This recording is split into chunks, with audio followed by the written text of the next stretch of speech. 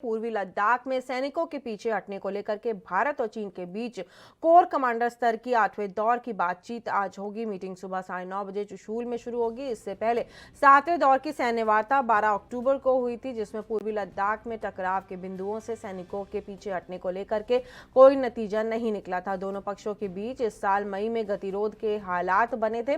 काफी ऊंचाई वाले क्षेत्र में सर्दियों के दौरान तापमान 0 से 25 डिग्री सेल्सियस तक नीचे चला जाता है। 8वें दौर की सैन्य वार्ता में भारतीय प्रतिनिधिमंडल की अगुवाई में लेफ्टिनेंट जनरल पीजी के मेनन करेंगे। आपको बता दें कि जो हाल ही में लेह की 14वीं कोर के कमांडर नियुक्त किए गए हैं।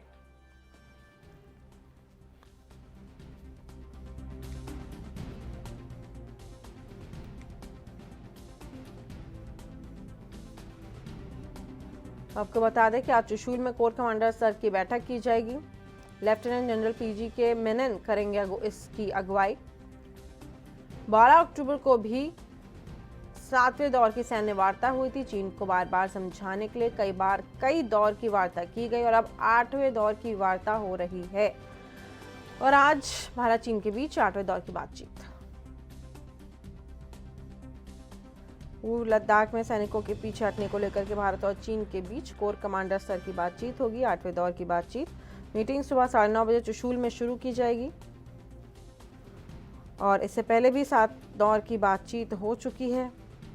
12 अक्टूबर को 7वें दौर की सैन्य वार्ता हुई थी, जिसमें पूर्वी लद्दाख में टकराव के बिंदुओं से सैनिकों के पीछे हटने को लेकर के कोई नतीजा नहीं निकला था। इन दोनों पक्षों के बीच इस साल मई में भी गतिरोध के हालात बने हुए हैं। काफी ऊंचाई वाले क्षेत्र में सर्दियों के दौरान तापमान 0 से 25 डिग्री सेल्सियस तक नीचे, आपको बता दें, लद्दाख में चला जाता है। 8वें दौर की सैन्य वार्ता में भारतीय प्रतिनिधिमंडल की अगुवाई लेफ्टिनेंट जनरल पीजी के मेनन करेंगे, जो हाल ही में लेह के 14वीं कोर के कमांडर नियुक्त किए गए हैं।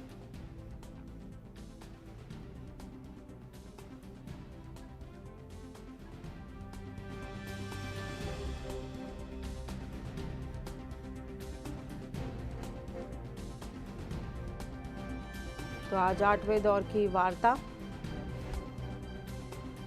होनी है। भारत और चीन के बीच ये 8वें दौर की बातचीत, इससे पहले भी तमाम बातचीत हो चुकी है। और इसी खबर पर हमारे संवाददाता रविंद्र हमारे साथ जुड़ गए हैं। रविंद्र, आज 8वें दौर की बातचीत, इससे पहले भी 7 बार बात हो चुकी है, जब तब चीन को समझ में नहीं आया और अब 8वें दौर की बातचीत है। क्या कुछ लगता है कि क्या समीकरण बनेंगे रविंद्र? जी देखिए, समीकरण जो नजर आ रहे हैं, लगता यही है कि अब चाइना जो है नहीं चाहता है कि किसी प्रकार का तनाव जो है वो बॉर्डर पर रहे। हालांकि भारत की तरफ से भी ऐसी कोशिशें की जा रही हैं कि तनाव जो है किसी प्रकार से कम किया जा सके, लेकिन चाइना की मंशा के ऊपर यकीन नहीं किया जा सकता, क्योंकि चाइना हमेशा पीठ में छुरा घोंपने वाला काम करता है और इसी वजह से लगातार बातचीत का दौर जो है वो जारी है। आज भी 8वें दौर की बातचीत जो है कमांडर लेवल की जो बातचीत होगी, लेकिन नतीजा क्या निकलेगा ये बैठक के खत्म होने पर ही होगा, क्योंकि जितनी भी पहले बैठकें हुई हैं, जब से तनाव हुआ है उसके बाद से जितनी भी बैठकें हुई हैं वो फिलहाल बेनतीजा रही हैं। लेकिन ये है कि तनाव जो है अभी भी बरकरार है और फिलहाल जो कोई भी ऐसी स्थिति जो है वो नहीं बनी है जिसमें जो चाइना और भारत के सैनिक आपस में भिड़े हों, लेकिन बातचीत जो है वो चल रही है। ये सबसे बड़ी बात है कि बातचीत के जरिए अगर मसले हल हो जाते हैं तो वो सबसे बड़ी बात रहेगी। लेकिन जिस तरह से पहले तनाव था, दोनों देशों की सेनाएं आमने सामने हो गई थी, तो कहीं ना कहीं बहुत ज्यादा तनाव बढ़ा था और ये भी आशंका जताई जा रही थी कि बर्फबारी होने से पहले जो है चाइना कुछ बड़ी हरकत कर सकता है, लेकिन ऐसा अभी तक नहीं हुआ है। लेकिन आज की मीटिंग जो है वो एक अहम रहेगी, क्योंकि देखना होगा कि किस प्रकार चाइना अपनी जो है बातचीत को अंजाम देता है या बातचीत में क्या निकल के आता है और भारत की तरफ से कैसी प्रतिक्रिया जो है वो रहेगी। रविंद्र, इन बातों को आपने विस्तार से बताया कि चीन क्या कुछ प्रतिक्रिया अपनी दे सकता है, कैसे चीन अब इस बात को संभालेगा, लेकिन फिर वही सवाल आता है कि बार बार चीन को समझाया जा चुका है कि अपनी सीमा के अंदर रहे, अपनी सीमा के तहत रहे, लेकिन चीन हमेशा एलएसी का उल्लंघन करके भारत की सीमा के भीतर आने की कोशिश करता रहता है। हर बार उन्हें यही समझाया गया है। चीन को अब ये समझना होगा कि चाहे वो कितनी भी अपने उपकरण एलएसी पे ला करके रख दे, लेकिन सर्दियों में ये भी एक एंगल निकला था रविंद्र की चीन के सर्दियों में जो सैनिक हैं उनको लड़ाई करना यानी कि जंग करना काफ़ी मुश्किल हो जाता है। बनस्बत भारतीय सेना हमेशा जोश से लैस रहती है। ये भी एक बड़ा यहाँ पर दाव चीन खेलती है कि सर्दियों के मौसम में यानी कि जब तक ये ठंड का मौसम रहता है तब तक बातचीत चलती रहे और उसके बाद कहीं ऐसा ना हो कि चीन हमलावर हो जाए। रविंद्र बिल्कुल, देखिए भारतीय सेना के हौसले बिल्कुल बुलंद हैं और उन्होंने ऐसी ट्रेनिंग और ऐसे वो सक्षम भी हैं कि सर्दियों में खास करके बर्फबारी के अंदर भी वो युद्ध करने में सक्षम है। वहीं चाइना के सैनिकों की अगर बात करें तो वो बर्फबारी के अंदर युद्ध नहीं कर पाते हैं, वो इस तरह से सक्षम नहीं है। लेकिन चाइना को भी समझना होगा, अगर बर्फबारी के दौरान भारत के साथ अगर कोई ऐसी हरकत करता है, युद्ध जैसे हालात उत्पन्न हो जाते हैं चाइना की तरफ से, तो फिर चाइना को जो है काफी ज्यादा खामियाजा भुगतना पड़ेगा। लेकिन जिस तरह से आप कह रहे हैं कि चाइना हमेशा से ही बर्फबारी के दौरान युद्ध नहीं करेगा, ऐसे में भारत को चाइना के ऊपर नजर रखने की जरूरत है। चाइना की हर हरकत पर पाकिस्तान जो है भारत को हर चाइना की नजर जो हरकत है उस पर नजर रखने की जरूरत है, क्योंकि चाइना लगातार पीठ पर छुरा घोंपने का काम करता रहा है। तो ऐसे में भारत को भी पूरी तरह से मुस्तैद रहना होगा। और हालांकि भारत सरकार की तरफ से जो भारतीय सैनिक हैं उनको ऐसे इक्विपमेंट दिए गए हैं कि वो बर्फबारी के अंदर भी सीमा पर डटे रहें। तो ये चीजें दर्शाती हैं कि भारत पूरी तरह से सक्षम है। अगर चाइना कुछ ऐसी हरकत करता है तो उसको उसका मुंह तोड़ जवाब जो है वो मिलेगा जरूर।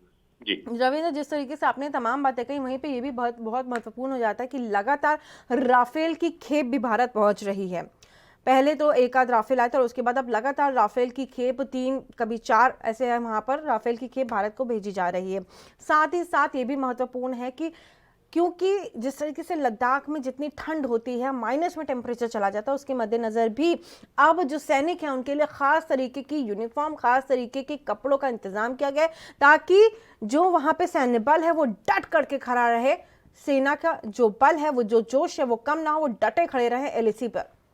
रविंद्र जी देखिए, कहा जाए तो जो किसी भी देश की सेना जो है, चाहे थल सेना हो या वायु सेना हो, इस पर निर्भर करता है कि वो उनके पास किस प्रकार के हथियार हैं। अब जिस तरह से भारत को राफेल मिल रहा है, भारत की वायु शक्ति जो है वो और ज्यादा सुदृढ़ हो चुकी है और वहीं भारतीय सेना के जवान जो हैं उनका मनोबल बहुत ज्यादा ऊंचा है, क्योंकि जिस तरह से चाइना के सैनिकों को पछाड़ा गया था, उनके काफी ज्यादा सैनिक जो है वो मारे गए थे, 100 से ज्यादा सैनिक उनके मारे गए थे जब झड़प हुई थी।